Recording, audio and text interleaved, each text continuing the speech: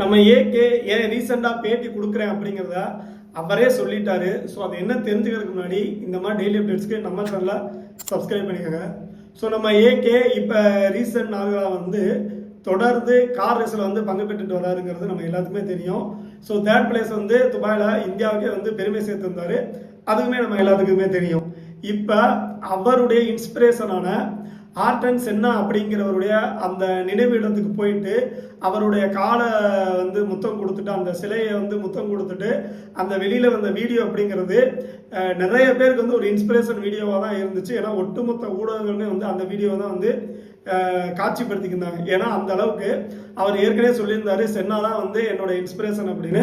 So அவருடைய நினைவாலயத்துக்கு போனது அப்படிங்கிறது, அதுவும் குறிப்பாக ஒரு தேர்ட் பிளேஸ் வாங்கிட்டு அடுத்தடுத்து கார் ரேஸில் பங்கு பெற்றுட்டு தனக்கு பிடிச்ச கார் ரேஸில் பங்கு பெற்றுட்டு அங்கே போனது அப்படிங்கிறது வந்து எல்லாராலுமே ரொம்பவே வந்து உற்று நோக்கப்பட்டுக்கிட்டு இருக்கு.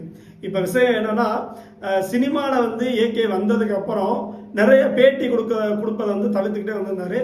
அது ஏன் அப்படிங்கிறத அவரே வந்து இனிஷியல் ஸ்டேஜில் வந்து சொல்லியிருந்தாரு. என்ன அப்படின்னா, இங்கே நடிக்க வந்து ஆரம்ப புதுசில் எனக்கு தமிழ் வந்து அந்த அளவுக்கு வராது. ஸோ நான் ஒன்று சொன்னால் பத்திரிகையாளர்கள் வந்து ஒரு விஷயத்த புரிஞ்சுக்கிறாங்க, இதனால வந்து நிறைய மிஸ்கம்யூனிகேஷன் வந்துகிட்டு இருக்கு, அதனால தான் வந்து நான் வந்து பேட்டியை வந்து குறைச்சேன் அப்படின்னு சொல்லியிருந்தாரு. அதுக்கப்புறம் வந்து நிறைய வந்து பொது நிகழ்ச்சிகளில் கலந்துக்கிறதா இருக்கட்டும், அதே மாதிரி திரைப்பட நிகழ்ச்சிகளில் கலந்துக்கிறதா இருக்கட்டும், இது எல்லாமே வந்து ஏகே வந்து முற்றிலுமே தவிர்த்துக்கிட்டு வந்திருந்தாரு. ரீசெண்டாக ஒரு கிட்டத்தட்ட எப்படி ஒரு 10 வருஷம்னு வச்சுக்கோங்களேன். இந்த 10 வருஷமா ஏகே வந்து யாருமே வந்து வெளியில பார்க்க முடியல. அதாவது அவர் வந்து ஷூட்டிங் போகும்போது அந்த ஏர்போர்ட்டுக்கு போறது வர்றது இந்த இது மட்டும் தான் எல்லாரும் தெரியும். அதே மாதிரி ஷூட்டிங்ல நடைபெறக்கூடிய ஸ்டில்ஸ் எல்லாரும் மட்டும்தான் தெரியும். இதுதான் ஒரு மிகப்பெரிய அப்டேட்டாக வந்து இருந்துகிட்டு இருந்துச்சு. ஸோ அந்த அளவுக்கு ஏகே வந்து தன்னுடைய பிரைவசி வந்து பாதுகாத்துட்டு வந்திருந்தாரு. குறிப்பா இந்த கார் ரேஸுக்கு வந்ததுக்கு அப்புறம் ஏகே நிறைய வந்து வெளியில போக ஆரம்பிச்சாரு, நிறைய நாடுகளுக்கு போக ஆரம்பிச்சாரு. நிறைய நாடுகள்ல அங்கே சந்திக்கக்கூடிய அந்த ஃபேன்ஸுக்கு வந்து போட்டோ எடுத்து கொடுக்கறதா இருக்கட்டும், கொஞ்சம் கூட வந்து ஒரு முகசலிப்பே இல்லாம அவர் பைக் ரேஸ் போகும்போது கூட நீங்க ஒரு வீடியோ பார்த்துருப்பீங்க.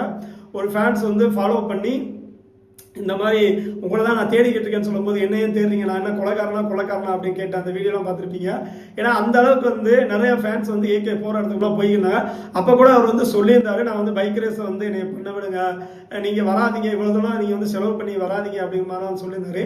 அதே மாதிரி தான் இப்போ கார் ரேஸ் பண்ணும்போது எல்லா நாடுகள்லையும் அவர் எங்கெங்கெல்லாம் போகிறாங்களோ அங்கெல்லாம் போய் ரசிகர்கள் வந்து அவர் சந்திச்சு ஃபோட்டோ எடுத்துகிட்டு வந்துக்கிட்டு இருக்காங்க.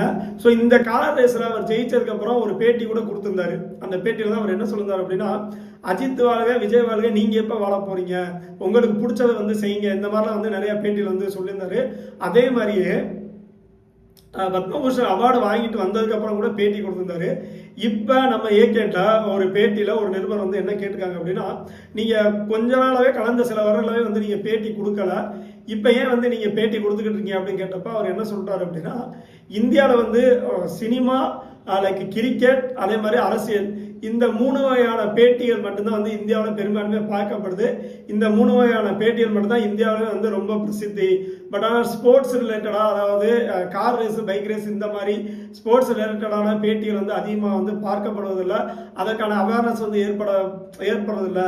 ஸோ நான் இந்த பேட்டியை கொடுக்கறதன் மூலமாக இந்த கார் ரேசிங்கில் வந்து எங்களுடைய ரசிகர்கள் வந்து பார்வை வந்து திரும்பும், இது ஒரு நல்ல விஷயம் தானே அப்படின்னு சொல்லி இப்போ ஏகே வந்து சொல்லியிருக்காரு. அதனால தான் இப்போ அவர் வந்து தொடர்ந்து பேட்டி வந்து கொடுத்துருக்காரு.